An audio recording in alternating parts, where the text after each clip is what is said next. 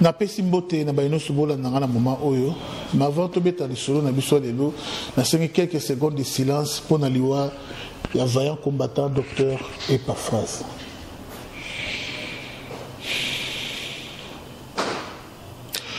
Je pleure mon frère, je pleure mon compagnon de lutte, je pleure le grand tshisekidiste Epaphras.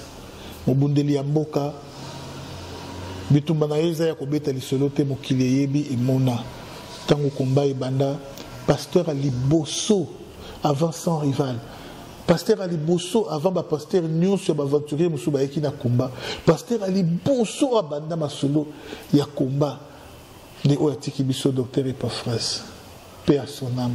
Mais na leli pourquoi? Parce que docteur Epaphras a quoi kokufate, docteur Epaphras a kufi pour mi toza mite amabe banani baza mite amabe eza biso batisekediste to linganité et ba combattant awa na kili to linganité de la manière qu'on était soudés na poto na Afrique du Sud partout aux États-Unis eza ndenge oyo bino bozona nanga na ba poto partout ndenge toza awa te awa batisekediste combattant bolingo ezate. Ce qui a eu opportunité à Koutana, président de la République, à Tchéyo Moupanzi, c'est fini.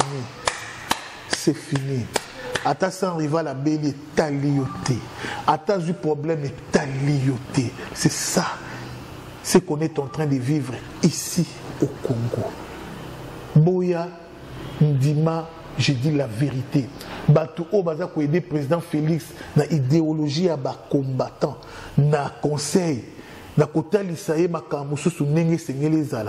Peut-être tout ça mingité. Je pense à mon frère fils Mukoko. Respect, grand combattant, mon esprit à combattre, la vérité, il n'est pas un flatteur. Je pense, mais je pense à moi-même sans rival. J'appelle A ce qui est A, B ce qui est B. Quand il faut déboulonner, il faut déboulonner. Dans l'Obaka. Je pense à mon frère Odon Pambo, respect, ici Kazali, Aebi Makamuno Sanzoloba Oy, et quelques combattants Misusu, mais Baye Banité sont dans l'ombre. Mais la majorité au Boye Baki, la grande tissekediste Boye Baki, Ndeko, Bobundi Naye na lutte, Nengeza la kada, na football, Otali Kotoyo, Moni Bakambo, Cédric Bakambo, Otali Kotoyo. Omoni mwana ya américaine otali kotoyo omoni ba joueur na biso ndenge bazali ko beta mais e beteli na biso eza bongo te ekomi oza na terrain otali kotoyo otali ndeko na yo oyo peut-être avotaka neti Tshisekedi nani Kabila atikala na kina otali mupanzi otali camarade na yo botanga na ye otali mupanzi kotoyo mwana quartier na bino mais ndeko combattant zéro. C'est-à-dire quoi? Tous les gens qui ont sans rival, Maître Dona, Onani, Amiral Chims, ou bien Nekonanga Krekese, tout Kangami soudé. Quand vous avez une kin, moko a opportunité à cause de la ceinture à président. Au lieu de sans rival à Memaye, à Zalanaye, à Krekese à Memaye, à Maître Dona, Amiral Chims, ou à Memaye, mais a préféré. Avec sa cousine dans le village. Aïe, cousin naïe d'abord, après cousin naïe, camarade naïe, moko bazalaka naïe, kala, batangaka naïe. Donc c'est ça, ce qu'on est en train de vivre ici. Yango docteur parfois ça koufi. Docteur parfois ça n'a pas audio naïe belé sur la bimisi un scandale. Comment docteur parfois ça zone là? Na ba Congo atangi, abengi boy nazo rappeler, abengi boy na koya, abengi boy malade d'hôpital. Malade d'hôpital. Nous avons épargné le président Félix.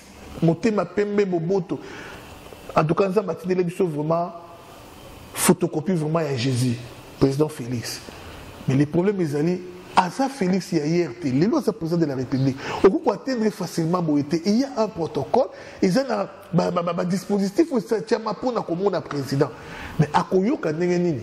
que yo za na problème akoyeba ndenge ni po nzambe te soki ba yebisi te so komeli te mais muto ko préférer akomisa likambo cousin na ye cousin oya bunda ta bitumba te akomisi ye combattant a créé les le komoko boye akomisi likambo cousin no likambo ya ami intime na ye moko boye mais eza likambo ya combattant au souffre contre la prison pour la président Félix te pour l'alternance te pour la libération ya Congo te c'est ce qu'on est en train de vivre aussi au pays mais tout monde biso to mundi ndeko et je le bilan nango batu biso c'est l'autre côté na et l'autre côté et tu connais encore histoire na archive binga za muto za na privilège ya kozana président je vais te rappeler na bengo après où ça t'a passé muto muso abimi secrétaire oh tel bois azana no kipa ko rappeler kaka bongo lingue ezati ezati à l'allure où vont les choses. Donc si on n'est pas unis, tu peux perdre,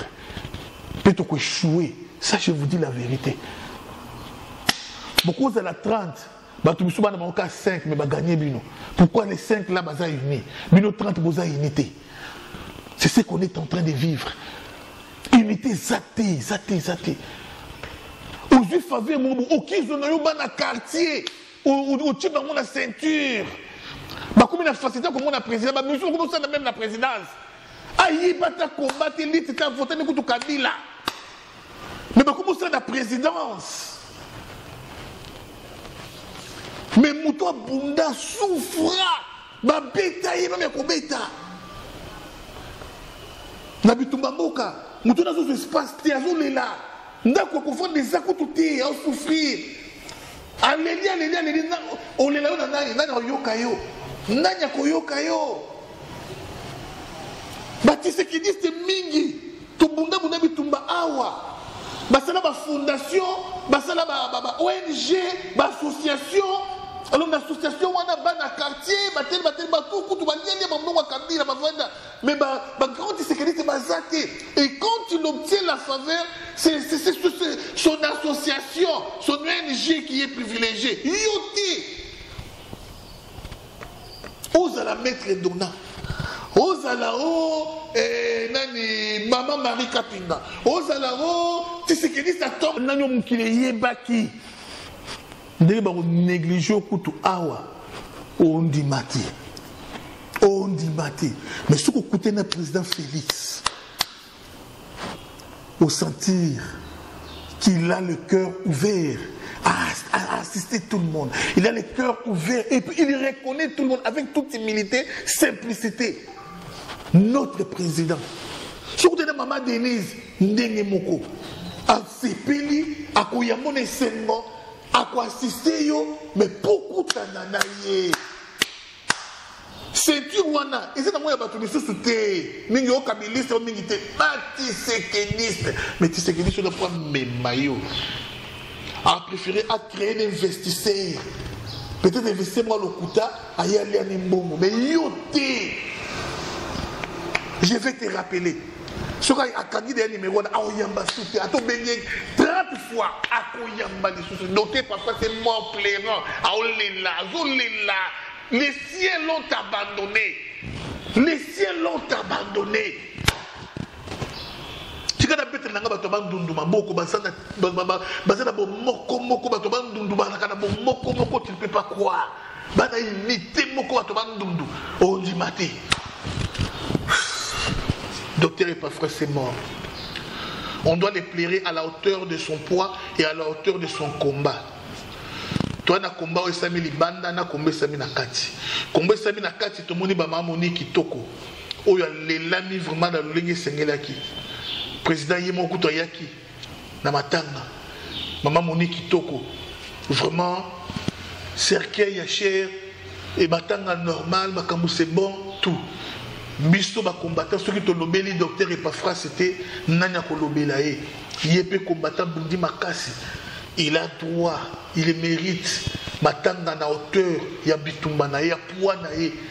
Négocier, on ne se soutient pas, même si la mouton a koufi, en tout cas, na yébité. Ce qui à venir n'a pas cause à la ndengeni. Docteur Epafras, aza parmi les petits héros, il y a Bitumba Oyo. Nini Oye Sengele Kosala doté parfois sa sanité, dans ma marche, ma sitting, ma émission, ma nini. Qu'est-ce qu'il n'a pas dit à propos du régime Yaba Rwandais? Vous avez vu ça, ma système Yaba Werera, Jibera. Ce docteur Epaphras. Tolelaye. Tolelaye. Ce qui t'a s'imposé, tes biso awa. Nous serons oubliés dans tout. Bas combattants. Bas combattants, nous serons oubliés dans tout. Je vous dis. Il faut élever les tons. La diaspora combattante. Il faut élever les tons. Et ce n'est pas la faute du président. Le président, il s'est dit, Batouba Yebisakaye, la vérité, Missoussou. Très important. Jusque-là, notre président est dans les bancs. Mais il faut qu'on aide les régimes et qu'il ne quitte pas le mandat ou qu'il ne quitte pas pour voir les deuxièmes mandats. Mais les gens se sont transformés en flatteurs. Franchement, ils se sont transformés en flatteurs. Dis A quand il faut dire A. Dis B quand il faut dire B. C'est pourquoi j'acclame mon frère fils Moukoko. À la idéologie, à ma sans rival. C'est très capital. Un grand risque, la Kabylie. Un véritable diable à confesser.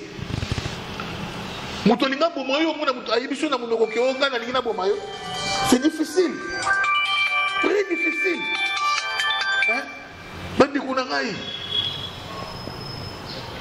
Non, je n'ai pas l'intention. Il y a comme ça la mabé, la présidence. Il y a comme les capitaines de TV qui n'ont pas l'intention. Il y a comme ça la coup d'été par président. À Rolobango jamais. À Rolobango jamais. Tout ce cela. Nous avons sur les combattants. Tout comme nous avons sur Lembele. Lembele. Tout aider le président Félix. Puis quand le président Félix a collé la TV, il a mot d'ordre qui est peuple, population bima, la FCC, population bima, la occupant. Parce qu'il est président de la République. Il est président de la FCC. Mais il faut tous avoir conscience où on a un combat. Conscience de ça sauter. Et à sauter. Non. Attends, papa, on a bouti. Soki. Alors, qui est dans A, qui est dans un respect. Celui qui est dans B, respect. Celui qui est dans C, au monde qui est non, ils ont bien été. Côté les mena papa té, mais yébi ça papa. T'as mis ça papa qui est non, zéla C. Oh yo, et comme ma mission dans les boulots papa. Zéla C papa, et comme mon a shit. C'est ce que moi je conseille à nos amis de dire au président Félix. S'il y a certaines choses, oh, ils ont malade, tout ça va paraître malade, dites-les. Yébi ça président. Ce qui est président, il y a garant de la nation. Accomplir ce mot d'ordre d'été. Tout aider, tout descendre dans la rue. Tout descendre dans la rue. Yo quand le président va monter, il y a CPL, vraiment FCC, ce qui est 40 poste ministériel. Il est président vraiment CPL. Pour y être président de la République, ce qui est 23. Il est monté maintenant CPL. Mais qui maintenant il va aider le président Félix dans les camps Oyo. Il y a qui est FCC, si ce n'est pas nous, tout le monde est flatteur.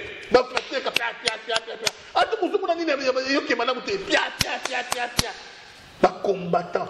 Je ne m'adresse pas à une peste des politiciens, mais je m'adresse plus aux combattants. Si c'est qui disent, et le côté zéro, tige, et le côté, qu'on va flatter.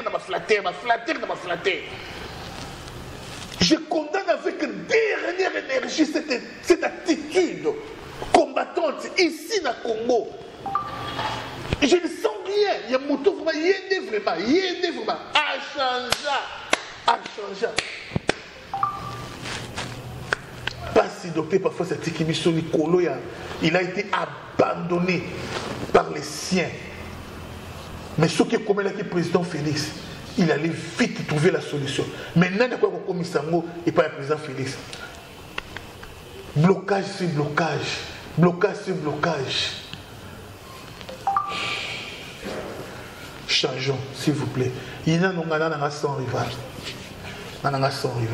Mais n'oubliez pas que tout le monde est mortel. Merci.